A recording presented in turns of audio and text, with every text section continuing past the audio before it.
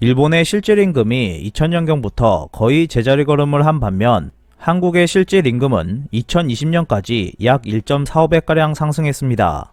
이에 따라 2000년 당시 일본의 70% 수준이었던 한국의 임금이 2020년에는 일본보다 9%가량 높은 수준이 되었습니다.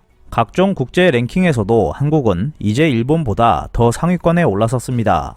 이렇게 된 이유 중 하나는 한국에선 기술 혁신이 이루어지고 있었던 반면 일본은 엔화 약세에 안주해 기술 혁신을 게을리했기 때문일 것입니다. 현재 일본에서는 총선이 가까워지면서 아베노믹스에 대한 평가가 논의되고 있습니다. 아베노믹스는 일본의 침체된 경기를 살리기 위해 아베 전 총리가 지속적으로 하락하는 물가와 엔고 탈출을 위해 2%라는 인플레이션 목표를 내걸고 무제한으로 돈을 찍어내 일본 경제를 장기 침체에서 탈피시키려 했던 경제 정책입니다. 아베노믹스 기간에 일어난 중요한 사건 중 하나는 한국이 일본을 앞질렀다는 점입니다. 현재 한국은 여러 지표에서 일본을 앞서고 있습니다. 한국의 인구는 일본의 41% 정도이기 때문에 GDP로 보면 일본이 훨씬 큽니다. 한국의 인구는 5182만 1669명으로 세계 인구 순위에서 28위를 차지하고 있고 세계 GDP 순위에서는 1조 6510억 달러로 9위를 기록하고 있습니다.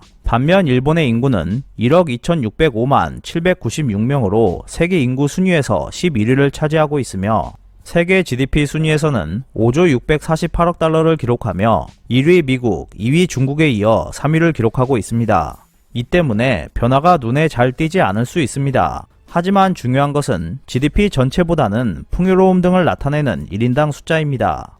게다가 한국은 홍콩이나 싱가포르와 같은 인구가 매우 적은 도시 국가들과는 다릅니다. 도시 국가들이 1인당 GDP가 높아지는 것은 어찌 보면 당연한 일입니다. 하지만 한국과 일본은 비슷한 구조를 가진 국가입니다.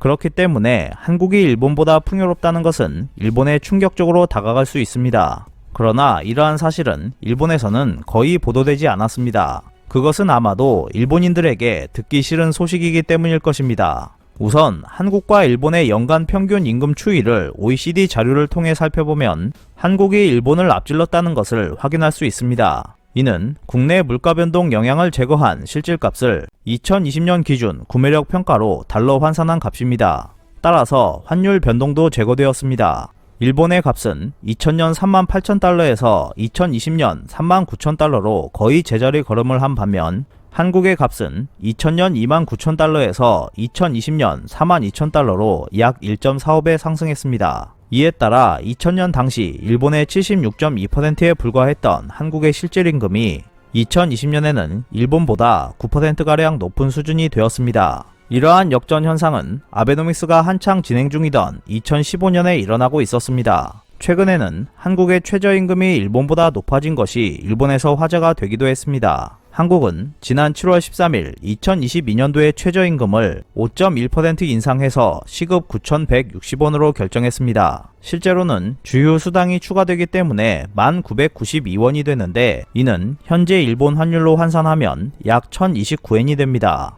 이는 일본에서 시급이 가장 높은 도쿄 시급 1,013엔보다 높습니다. 여기에 주유 수당에 월차까지 포함하게 된다면 한국은 약 1,072엔이 되면서 도쿄와의 격차는 59엔까지 차이가 나게 됩니다. 다만 올해 10월부터 2022년 9월까지 적용되는 일본의 최저임금은 28엔 인상을 목표로 조정 중인데 도쿄가 얼마나 인상할지는 지켜봐야 합니다. 환율의 급격한 변동이 없는 이상 일본이 한국의 최저임금을 추월하기는 불가능할 것으로 보입니다. 이 때문에 일본 젊은이들이 일본에서 한국으로 몰려올 수 있다는 이야기도 나오고 있습니다. 한국에서 최저임금 인상에 대해 너무 큰 폭의 인상이라는 말도 나오고 있지만 국가 간 최저임금 차이는 나라 경제의 실력을 보여주는 것이라고 할 수 있습니다. 일본의 실질임금이 정체되어 있는 데 비해 한국의 실질임금 성장률은 높기 때문에 시간이 갈수록 한국과 일본의 괴리는 더욱 커질 것입니다. 그렇다면 왜 한국이 일본보다 잘 살 수 있게 되었는지 궁금해집니다.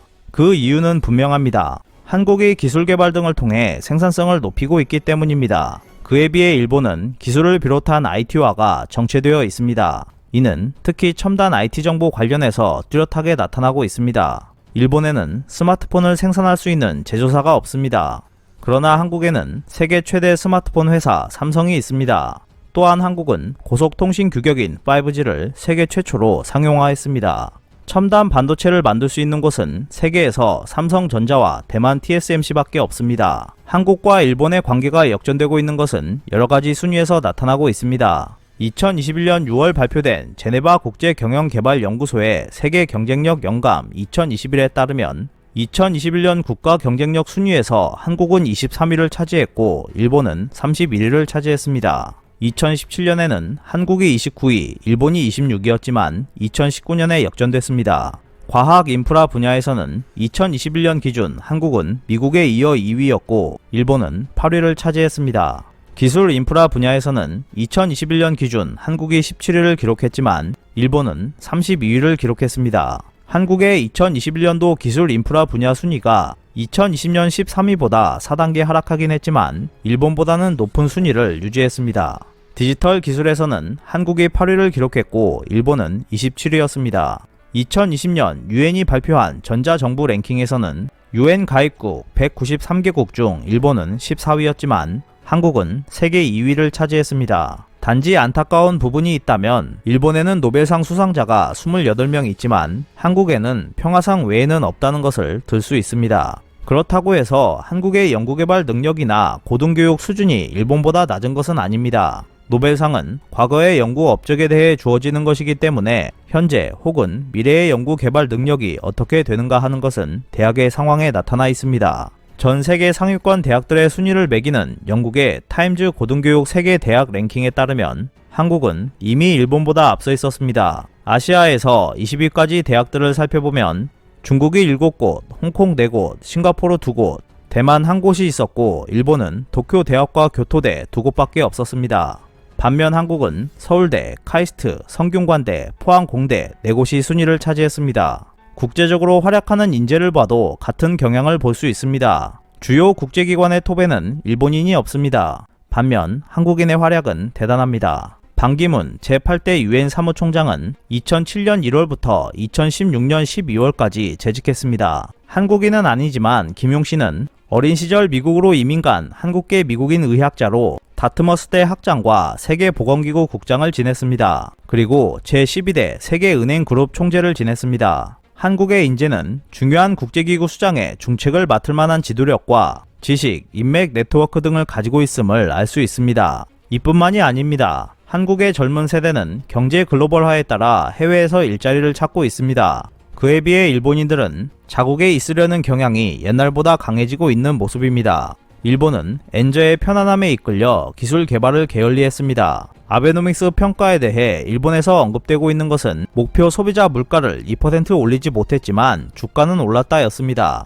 그러나 이러한 것은 주식 보유자 입장에서의 평가이지 근로자 입장에서의 평가는 아니라고 할 수 있습니다. 일본의 주가 상승은 앞서 언급한 바와 같이 달러로 평가한 일본인의 임금을 억제함으로써 이루어졌습니다. 기술 개발이나 새로운 비즈니스 모델 창출로 이루어진 것은 아니었습니다. 다행인 것은 이러한 평가가 일본 정치를 움직이는 데에는 전혀 도움이 되지 못하고 있다는 것에 있습니다. 이것은 일본 입장에서 볼 때 비극이나 다름없을 것입니다. 이번에 일본 집권 자민당 총재로 선출된 기시다 총재는 아베를 계승할 것이라는 뜻을 내비쳤습니다. 이를 종합해 볼 때 일본은 앞으로 한국을 절대 따라잡을 수 없을 것으로 보입니다.